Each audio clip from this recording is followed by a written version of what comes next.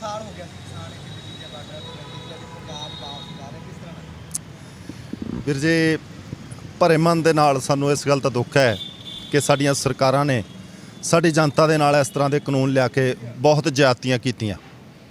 ਪਰ ਸਾਨੂੰ ਇਸ ਗੱਲ ਦੀ ਖੁਸ਼ੀ ਵੀ ਹੈ ਕਿ ਜਿੱਥੇ ਇਹੋ ਜਿਹਾ ਸੰਕਟ ਸਾਡੇ ਦੇਸ਼ ਦੇ ਵਿੱਚ ਸਾਡੇ ਕਿਸਾਨੀ 'ਤੇ ਵਾਪਰਿਆ, ਉੱਥੇ ਸਾਡੇ ਸਾਰੇ ਧਰਮਾਂ ਦੇ ਲੋਕ, ਸਾਰੇ ਮਜ਼੍ਹਬਾਂ ਦੇ ਲੋਕ, ਸਾਰੀਆਂ ਕੌਮਾਂ ਦੇ ਲੋਕ ਇੱਕ ਮੰਚ 'ਤੇ ਇਕੱਠੇ ਹੋਏ। ਲੰਬੇ ਸੰਘਰਸ਼ ਤੋਂ ਬਾਅਦ ਲਗਭਗ 12.5 ਮਹੀਨੇ ਹੋ ਗਏ।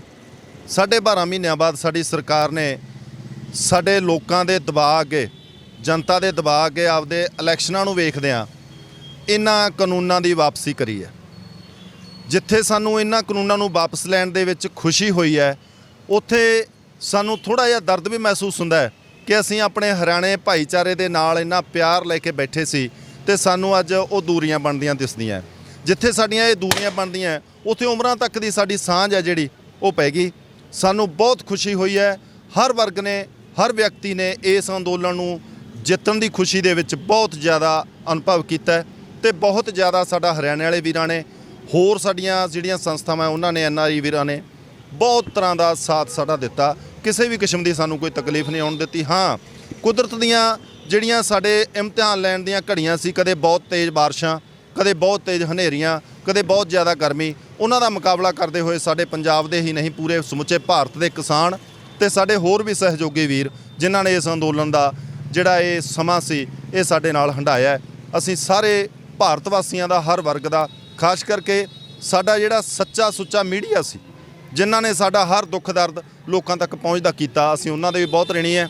ਤੇ ਸਾਰੇ ਭਾਰਤ ਵਾਸੀਆਂ ਨੂੰ ਅਸੀਂ ਵਧਾਈ ਦਿੰਦੇ ਹਾਂ ਕਿ ਅੱਗੇ ਤੋਂ ਇਹ ਵੀ ਬੇਨਤੀ ਕਰਦੇ ਹਾਂ ਕਿ ਸਾਡੀਆਂ ਸਰਕਾਰਾਂ ਇਹੋ ਜਿਹੇ ਕਾਨੂੰਨ ਲਿਆਉਣ ਦੇ ਵਿੱਚ ਲੱਖ ਵਾਰੀ ਸੋਚਣ, ਜਿਹਦੇ ਨਾਲ ਸਾਡਾ ਦੇਸ਼ ਫਿਰ ਇੱਕ ਵਾਰੀ ਸੰਕਟ ਦੀਆਂ ਘੜੀਆਂ ਦੇ ਵਿੱਚ ਆਵੇ। ਕਿਸਾਨ ਹੋ ਗਿਆ ਸੀ ਇੱਥੇ ਬੈਠਣ ਨੂੰ, ਅੱਜ ਛੱਡ ਕੇ ਜਾਣਾ ਕਿਉਂਕਿ ਟ੍ਰੇਨ ਪੈ ਜਾਂਦੀ ਹੈ।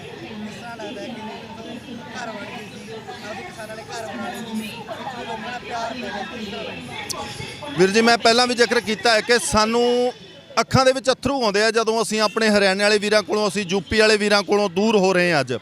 ਪਰ ਇਹ ਸਾਡੀ ਸਰੀਰਕ ਦੂਰੀ ਤਾਂ ਹੋ ਸਕਦੀ ਹੈ, ਸਾਡੀ ਸਮਾਜਿਕ ਦੂਰੀ ਤਾਂ ਹੋ ਸਕਦੀ ਹੈ, ਪਰ ਜਿਹੜਾ ਸਾਡੇ ਦਿਲਾਂ ਦੇ ਵਿੱਚ ਪਿਆਰ ਜੁੜਿਆ ਉਹ ਸਾਡਾ ਕਿਤੇ ਨਾ ਕਿਤੇ ਜਾ ਕੇ ਸਾਨੂੰ ਆਪਣੇ ਕੰਮਾਂ ਦੇ ਵਿੱਚ ਲੱਗਿਆ ਹੋਇਆਂ ਨੂੰ ਵੀ ਇਹ ਯਾਦ ਰਹੂਗਾ ਕਿ ਫਲਾਣੇ ਪਿੰਡ ਤੋਂ ਚੌਧਰੀ ਸੀਗੇ, ਫਲਾਣੇ ਪਿੰਡ ਤੋਂ ਫਲਾਣੇ ਸੀਗੇ, ਧਮਕੇ ਪਿੰਡ ਤੋਂ ਧਮਕੇ ਸੀ। ਸਾਡੀ ਇੱਕ ਸਾਂਝ ਬਣੀ ਹੋਈ ਸੀ, ਇੱਕ ਮੰਚ ਸੀ, ਸਾਡੀ ਸੱਥ ਬਣੀ ਹੋਈ ਸੀ। ਸਾਨੂੰ ਇਸ ਗੱਲ ਦਾ ਥੋੜ੍ਹਾ ਜਿਹਾ ਦੁੱਖ ਜ਼ਰੂਰ ਹੋ ਰਿਹਾ, ਪਰ ਇਸ ਗੱਲ ਦੀ ਖੁਸ਼ੀ ਵੀ ਹੈ ਕਿ ਸਮੁੱਚਾ ਭਾਰਤ ਸਾਡੇ ਨਾਲ, ਸਾਡੇ ਅੰਦੋਲਨ ਦੇ ਵਿੱਚ ਖੜ੍ਹਾ ਹੈ। ਪ੍ਰਧਾਨ ਜੀ, ਕਿਸ ਤਰ੍ਹਾਂ ਵੇਖਦੇ ਹੋ ਜਿਸ ਤਰੀਕੇ ਦੇ ਨਾਲ ਉਹਨਾਂ ਨੇ ਹਰਿਆਣਾ ਤੇ ਰਾਜਸਥਾਨ ਜਾਂ ਪੰਜਾਬ ਦੇ ਕਿਸਾਨਾਂ ਦੀ, ਕਿ ਅੱਗੇ ਤੋਂ ਜੇ ਲੋੜ ਪੈਂਦੀ ਹੈ ਕਿ ਸਾਡੀਆਂ ਸਰਕਾਰਾਂ ਇਕਜੁੱਟ ਫਿਰ ਹੋਣਗੀਆਂ? ਵੀਰ ਜੀ, ਸਾਡਾ ਜਿਹੜਾ ਸੰਯੁਕਤ ਕਿਸਾਨ ਮੋਰਚਾ ਹੈ ਇਹ ਸਾਡਾ ਹਮੇਸ਼ਾ ਲਈ ਬਣ ਗਿਆ।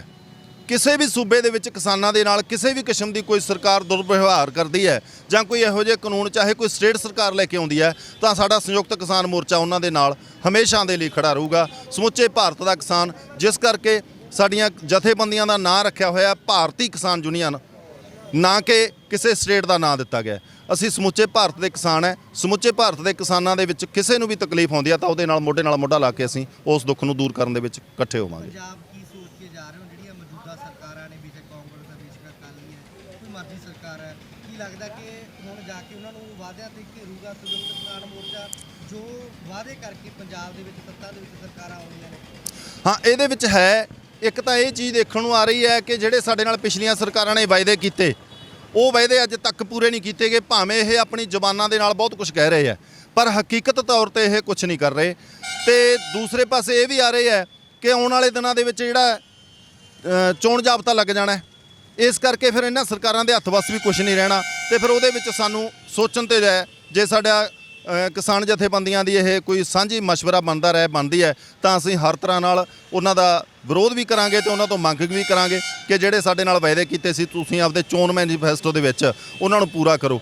ਜੇ ਨਹੀਂ ਕਰਦੇ ਤਾਂ ਫਿਰ ਸਾਡੀ ਲੜਾਈ ਹਮੇਸ਼ਾ ਲਈ ਜਾਰੀ ਰਹੂ। ਸਭ ਤੋਂ ਵੱਡੀ ਲੜਾਈ ਸਾਡੀ ਜਿਹੜੀ ਅੱਗੇ ਖੜੀ ਹੈ ਉਹ ਹੈ ਡਾਕਟਰ ਸਵਾਮੀਨਾਥਨ ਦੀ ਰਿਪੋਰਟ, ਜਿਹੜੀ ਪੂਰੇ ਭਾਰਤ ਦੇ ਕਿਸਾਨਾਂ ਨੂੰ ਰਾਹਤ ਦਿੰਦੀ ਹੈ, ਮਜ਼ਦੂਰਾਂ ਨੂੰ ਰਾਹਤ ਦਿੰਦੀ ਹੈ। ਉਹ ਸਾਡੀ ਲੜਾਈ ਜਿਹੜੀ ਅਜੇ ਬਾਕੀ ਹੈ।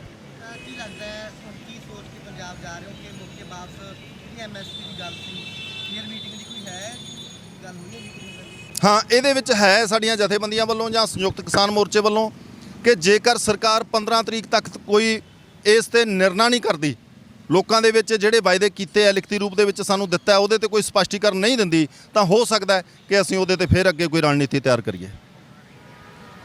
ਮੇਰਾ ਲਾਸਟ ਸਵਾਲ ਆ ਤੁਹਾਨੂੰ, ਭਾਵਕ ਮਨ ਦੇ ਨਾਲ ਇੱਥੋਂ ਜਾ ਰਹੇ ਹੋ, ਕੀ ਲੱਗਦਾ ਹੈ ਕਿ ਜੋ ਸਰਕਾਰਾਂ ਨੇ ਪੰਜਾਬ ਦੀ ਸਰਕਾਰਾਂ ਮੰਨ ਲਓ ਸੈਂਟਰ ਦੀਆਂ ਸਰਕਾਰਾਂ ਦੇਖ ਲਓ, ਹਰਿਆਣਾ ਦੀ ਸਰਕਾਰ ਦੇਖ ਲਓ, ਕਿ ਇਹਨਾਂ ਦੀਆਂ ਦਿੱਤੀਆਂ ਹੋਈਆਂ ਜਿਹੜੀਆਂ ਨਾਕਾਮੀਆਂ ਕਾਰਨ ਜਿਹੜਾ ਕਿਸਾਨ ਰੋਜ਼ਗਾਰ ਹੁੰਦਾ ਬੇਸ਼ੱਕ ਖੁਸ਼ੀ ਦੇ ਨਾਲ ਜਾ ਰਿਹਾ, ਕਿਸ ਤਰ੍ਹਾਂ ਵੇਖਦੇ ਹੋ? ਵੀਰ ਜੀ, ਜਿੱਥੇ ਸਾਨੂੰ ਖੁਸ਼ੀ ਹੈ ਉੱਥੇ ਸਾਨੂੰ ਦਰਦ ਵੀ ਹੈ। ਦੇਖੋ, ਕੁਝ ਪਾਉਣ ਵਾਸਤੇ ਕੁਝ ਖੋਣਾ ਪੈਂਦਾ।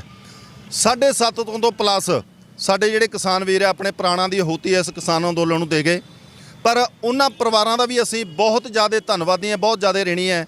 ਕਿਤੇ ਨਾ ਕਿਤੇ ਅਸੀਂ ਇਹਨਾਂ ਜਿਹੜੇ ਸਾਡੇ ਸ਼ਹੀਦ ਹੋਏ ਨੇ, ਸਾਡੇ ਨੌਜਵਾਨ, ਸਾਡੇ ਬਜ਼ੁਰਗ, ਸਾਡੀਆਂ ਭੈਣਾਂ, ਸਾਡੇ ਬੱਚੇ, ਅਸੀਂ ਇਹਨਾਂ ਦੀ ਕੁਰਬਾਨੀ ਨੂੰ ਅਜਾਇਆ ਨਹੀਂ ਜਾਣ ਦਿੱਤਾ। ਇੱਕ ਤਾਂ ਉਹਦਾ ਅਸੀਂ ਮੁੱਲ ਲੈ ਕੇ ਚੱਲੇ ਹਾਂ। ਅਸੀਂ ਸੀਨਾ ਤਾਣ ਕੇ ਉਹਨਾਂ ਪਰਿਵਾਰਾਂ ਦੇ ਅੱਗੇ ਖੜਾਂਗੇ ਕਿ ਤੁਹਾਡੇ ਪੁੱਤਰਾਂ ਦੀ ਸ਼ਹੀਦੀ ਨੇ, ਤੁਹਾਡੇ ਪਰਿਵਾਰਾਂ ਦੇ ਇਹਨਾਂ ਮੈਂਬਰਾਂ ਦੀ ਸ਼ਹੀਦੀ ਨੇ ਇਸ ਅੰਦੋਲਨ ਨੂੰ ਸਫਲ ਬਣਾਉਣ ਦੇ ਵਿੱਚ ਬਹੁਤ ਵੱਡਾ ਯੋਗਦਾਨ ਪਾਇਆ। ਤੇ ਦੂਸਰਾ, ਜਿਹੜੀਆਂ ਸਾਡੀਆਂ ਸਰਕਾਰਾਂ ਨੇ ਸਾਨੂੰ ਤਕਲੀਫਾਂ ਦਿੱਤੀਆਂ ਉਹ ਸਾਨੂੰ ਹਮੇਸ਼ਾ ਲਈ ਰੜਕਦੀਆਂ ਰਹਿਣਗੀਆਂ, ਪਰ ਅੱਜ ਜਿਹੜੀ ਅਸੀਂ ਖੁਸ਼ੀ ਲੈ ਕੇ ਚੱਲੇ ਹਾਂ, ਸਾਨੂੰ ਇਸ ਗੱਲ ਦਾ ਮਾਣ ਹੈ ਕਿ ਜੇ ਅਸੀਂ ਅੰਦੋਲਨ ਸ਼ੁਰੂ ਕੀਤਾ ਸੀ ਤਾਂ ਉਸ ਅੰਦੋਲਨ ਨੂੰ ਅਸੀਂ ਜਿੱਤ ਕੇ ਵਾਪਸ ਚੱਲੇ ਹਾਂ।